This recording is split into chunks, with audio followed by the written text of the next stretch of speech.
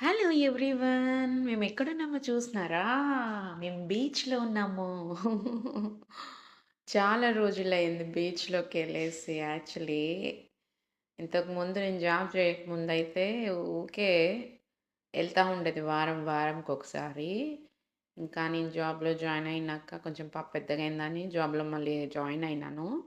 అప్పటినుంచి చాలా బిజీగా ఉంటుండే. పాపం పిల్లలు స్కూల్‌కి పోయి రావడము, ఇంట్లోనే ఉండేయడము, మళ్ళీ ఓన్లీ ఫ్రైడే, సాటర్డే వస్తేనే బయటికి వెళ్ళడము. మళ్ళీ నాకు జాబ్ ఉంటది కదా! సాటర్‌డేస్‌కి నా ఓన్లీ ఫ్రైడేనే చర్చ్‌కి పోయి రావాల్సొస్తది.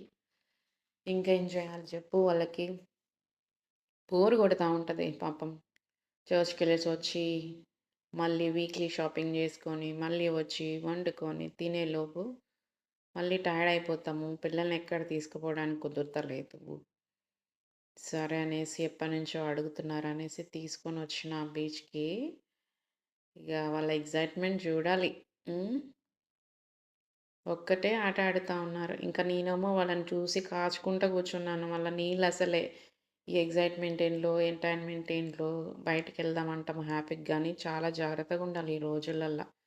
ఇక నేనైతే పిల్లలెమ్మటే పట్టుకొని కూర్చొనున్నాను చూడండి. పట్టుకొని వాళ్ళెమ్మటే కాసుకుంటా కూర్చున్న గొర్రెలను కాసినట్టు. ఆ!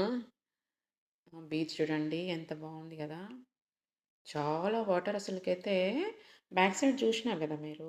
అసలుకు స్కైనే కనిపిస్తలేదు. ఈడు చూడు ఎట్లా కూర్చొనున్నాడో. కింద పెడతాడు. చేతులన్నీ కింద పెట్టేసుకొని కూర్చుంటాడు చూషిండ్రా మా పెద్దోడు. ఇగో మా పిల్ల చూడు.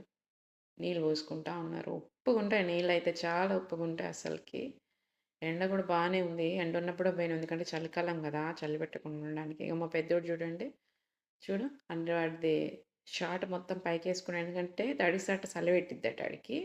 అందుకే పైకి పెట్టేసుకోడు. తడవగానే ఆ ఎండకి ఎండిపోతుంది చాలా వరకు. మళ్ళా నీళ్ళు పోస్తున్నాడు ఆడేమో. వాడేమో తడవద్దంట. కానీ మా మీద నీళ్ళు పోస్తుండాడు చూడండి. వద్దు నా మీద పోయకురా అంటాడు. నా మీద పోసుకుంటాడు ఎంజాయ్ చేస్తా ఉన్నాడు చూడు. మేమేదో మామూలుగా వాళ్ళు పోస్తున్నారని నేను వాళ్ళతో పాటు ఎంజాయ్ చేస్తున్నా కొంచెము. వీడు చూడు ఎట్లా పోస్తున్నారో. హ్మ్. మా పాప అయితే చాలా ఎంజాయ్ చేస్తా ఉంది ఈరోజు.